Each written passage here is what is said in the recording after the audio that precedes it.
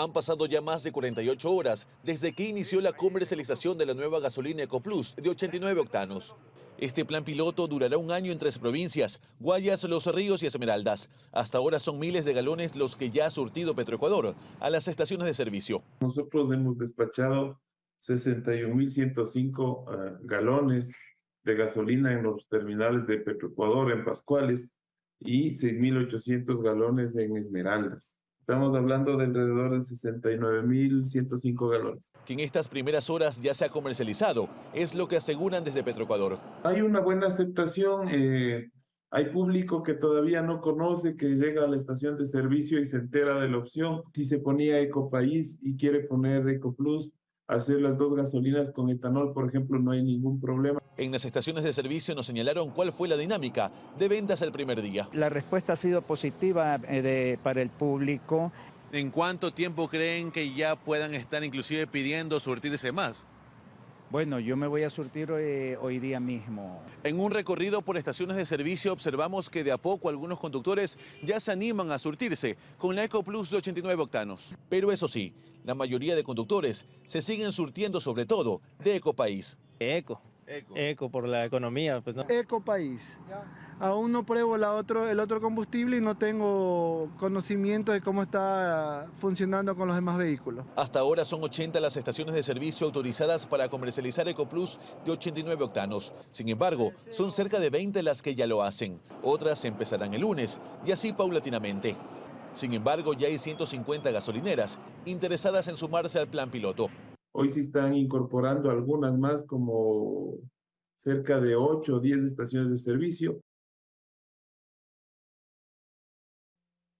El Tribunal Segundo de la Sala Especializada de lo Laboral de la Corte Provincial de Justicia de Manabí, conformado por los magistrados Hugo Velasco, Celia García y Teddy Ponce, resolvió la tarde de este viernes anular el habeas corpus otorgado a Cristian Araujo y extendido al ex vicepresidente Jorge Glass y Daniel Salcedo, pues el juez de garantías penitenciarias Bani Molina, quien dio este beneficio a inicios de agosto, según lo resuelto por este tribunal, actuó sin competencia, lo que conlleva que todos sus actos carezcan de validez. El primer motivo, haber resuelto sin competencia, y el segundo, haber dejado en indefensión a los sujetos pasivos, esto es, al SNAI y a la Procuraduría General del Estado. La SNAI se hizo eco de esta resolución, en la que se declara la nulidad de todo lo actuado por el juez Molina, por falta de competencia, en razón del territorio en la tramitación de la causa de habeas corpus. Además, por formalidad, se ordenó la localización y captura de Glass y Salcedo, ante aparentes irregularidades que denunció la SNAI en las boletas de excarcelación. Se deja sin efecto todas las boletas de excarcelación que se habían otorgado por el juez. Se manda también a observar la conducta sobre la irregularidad con la que se fueron entregadas, sobre la situación de que fueron entregadas manualmente cuando el sistema estaba funcionando correctamente. El Tribunal de Manabí también declaró la existencia de error inexcusable en las actuaciones del juez Molina, quien fue sometido a un arresto domiciliario a comienzos de agosto por pedido de la Fiscalía ante una supuesta usurpación de funciones públicas, y se pide que se inicie un sumario administrativo. La Corte Provincial de Justicia en pleno estamos por reunirnos para comenzar a hacer una revisión de todas las actuaciones de los jueces de primera instancia, con el fin de que no se repitan situaciones como la que ha acontecido en el país y que causó una alarma. A Jorge Glass ya le fue concedido un primer habeas corpus en abril pasado, con el que salió en libertad por 40 días, pero el recurso fue revocado y volvió a prisión. El expresidente tiene 2 sentencias ejecutoriadas por asociación ilícita y cohecho, mientras que Daniel Salcedo tiene una condena de 13 años por peculado. Desde 2017 fueron desvinculados en diferentes fechas de diferentes medios, pero con una particularidad en común: sin su liquidación y con importantes atrasos en las aportaciones a la seguridad social. Un grupo de ex colaboradores de los medios incautados durante el correísmo y cerrados en el gobierno anterior fue recibido en Carondelet, la mayoría de Guayaquil. Fueron en representación de más de 200 personas que desde hace 5 años han reclamado el pago de lo que les adeudan. Fueron recibidos por Leonardo Lazo, secretario de Comunicación de la Presidencia, y Sofía Vázquez, abogada de la Secretaría Jurídica, quien aseguró se ha trazado el camino para viabilizar esos pagos. podría ser vía decreto ejecutivo tras un análisis individualizado. Ya han habido pronunciamientos de la Procuraduría General del Estado en referencia a que podemos, a través de un decreto ejecutivo, poder pagar a estos medios de comunicación incautados, a los ex trabajadores. Pero para ello tenemos que revisar cada uno de los casos. Tenemos casi 280 trabajadores. Entonces, el tiempo que nos vayamos a tomar va a depender mucho de cada uno y la complejidad de estos. Rodolfo Enríquez, ex trabajador del grupo de radios incautadas, ve con esperanza el ofrecimiento y espera que al fin pueda cumplirse, pues han sido años de ofertas. Hay un compromiso serio, hay un compromiso directo de parte del presidente de la República, mejor dicho, la luz del túnel ya la estamos viendo. Y ojalá que esa luz la podamos ver en el menor tiempo posible.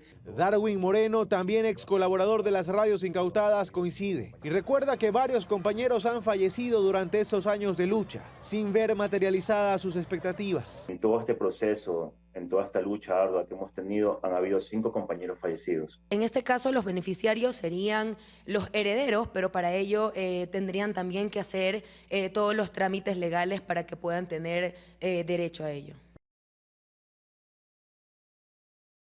Desde la dirigencia sindical de los trabajadores de la extinta Petroamazonas, que pasaron a ser parte de Petroecuador EP, crece la preocupación por la supuesta desviación de los recursos del sindicato.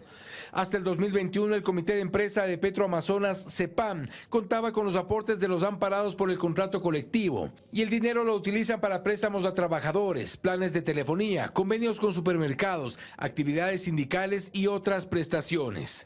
Ellos denuncian a la ex secretaria del comité, Gabriela Yumiquinga, y al ex financiero Edín Orozco de desviar cerca de $8 millones en varias transacciones mientras estuvieron a cargo del comité de empresa. Hoy se han convocado para reclamar porque temen que los jueces archiven el juicio planteado por abuso de confianza.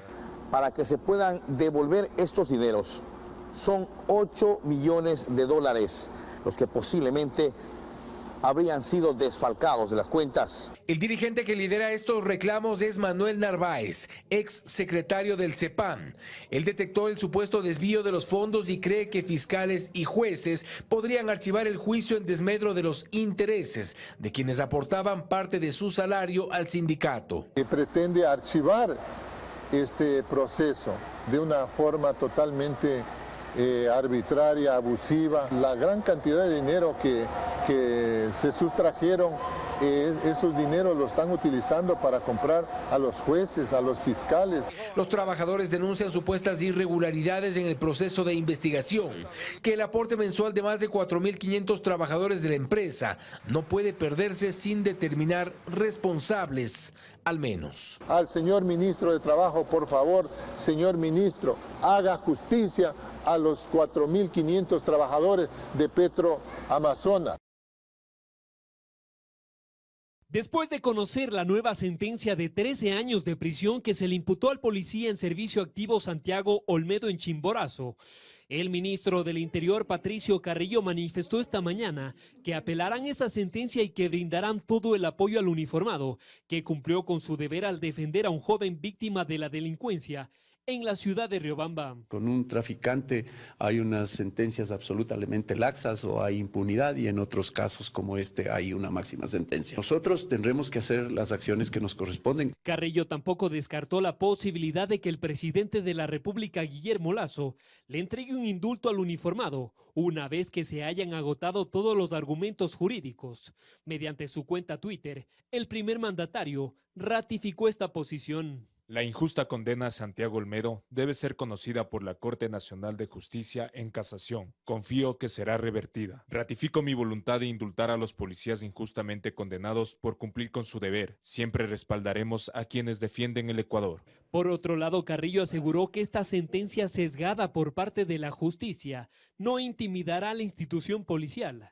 Indicó que los uniformados diariamente cumplen con su deber de defender a los ciudadanos y que eso es lo que se debe valorar y revisar. Solidariamente en la institución nosotros haremos todo lo posible para que no pierda su carrera y pueda, inclusive después de la experiencia negativa que él tuvo, convertirse en un gran capacitador para que no se vuelva a repetir en la institución. Además del incremento de la condena a 13 años y 4 meses de prisión por extralimitación en sus labores, millones. Olmedo debe cancelar una multa de 20 salarios básicos, que también fue modificada. Si se ratifica esto, pues realmente será un problema mayor a nivel económico. No tenemos dinero. Y mientras esto ocurre con Olmedo, quien lleva ya un año luchando con este proceso para demostrar su inocencia, hay otros casos relacionados a narcotráfico, atentados, sicariatos y corrupción que fueron resueltos por parte de la justicia a favor de los delincuentes. En cuestión de horas, señalan las autoridades. En marzo pasado hablaba de corruptos y ladrones. Tras no recibir los votos que esperaba en el legislativo para la aprobación de la ley de inversiones que horas antes creía iba a pasar sin problemas. Porque son ladrones y corruptos, hay que decirlo claro. Hizo una enérgica denuncia pública y alertó a la fiscalía. Ahí se abrió una investigación. Pero este jueves, 5 meses después, el propio presidente Lasso y su secretario jurídico pidieron a la Fiscalía que archive la investigación contra 5 legisladores de Pachacutic, que a decir de Lasso, habían pedido desde controlar entidades públicas hasta dinero en efectivo a cambio de votos. La tarde de este viernes, el primer mandatario explicó el porqué de su decisión. A mí me gusta actuar siempre con sentimientos humanos. Y cuando no se han presentado las pruebas, pues lo que cabe es con caballerosidad decir lo que he dicho. Más temprano, Iván Correa, secretario general de la Administración Pública, dijo que el pedido de archivo nada tiene que ver con la pugna entre oficialismo y oposición que existe en la Asamblea, en torno a los votos que decidirán el futuro de 3 vocales de la Judicatura. Yo creo que no debemos tomar el tema como coincidencia. Creo que el señor presidente ha actuado responsablemente como siempre lo ha hecho.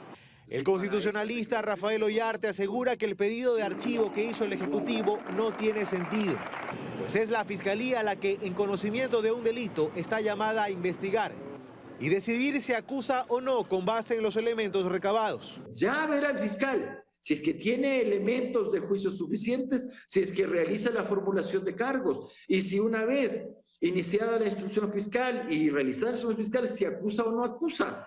Pero eso es una cuestión de la Fiscalía, órgano autónomo de la función judicial, no de la función ejecutiva. Pero no es todo. En el pedido de archivo que envía Lasso le informa a la fiscal del caso que las denuncias que se hicieron públicas tienen su origen en información recibida de parte de terceros. Terceros cuyos nombres se prefiere mantener en reserva desde el gobierno. Prefiero mantener eso como proceso de la fuente. Creo que el presidente ha sido muy claro en su comunicado. Y cree que esto es una cuestión privada, pues. Es que puede quedarse callado. Tiene la obligación de decirnos. No tenía la obligación de decirnos primero en qué circunstancias le han pedido dinero en efectivo o le han pedido cargos para votar, por qué leyes o en qué casos de fiscalización. Ahora, si es que ha sido un horror en vez de un error, es decir, hizo esa afirmación sin que le conste, sino porque le habían contado, nos debería decir quiénes fueron los que le contaron y si son funcionarios del gobierno. Y frente a esta rectificación, ¿se pedirá disculpas a los legisladores aludidos? El acto ya en sí es una disculpa. Gracias, chicos. ¿Se trata entonces de un capítulo cerrado? Queda la pregunta. Necesidades por solventar en tantas áreas con muy poco presupuesto. Esa es la realidad de nuestro país. Pero las secretarías y ministerios que ya tienen presupuesto garantizado, ¿qué han hecho en estos 8 meses? 13 de ellas han hecho muy poco, según se puede concluir al analizar el presupuesto que han ejecutado. 13 ministerios y secretarías no llegan ni al 30% de su presupuesto ejecutado. El presupuesto codificado de 503 millones para toda obra pública del gobierno, apenas se han gastado 76 millones y eso es realmente alarmante. La situación más crítica es la del Ministerio de Energía. Durante más de la mitad del año transcurrido, el Ministerio de Energía solo ha ejecutado el 5% de su presupuesto. Al primer semestre del año 2022 debería ya haberse ejecutado alrededor del 50% de todo el presupuesto asignado y codificado. El Ministerio de Vivienda solo ha usado el 8% de su presupuesto.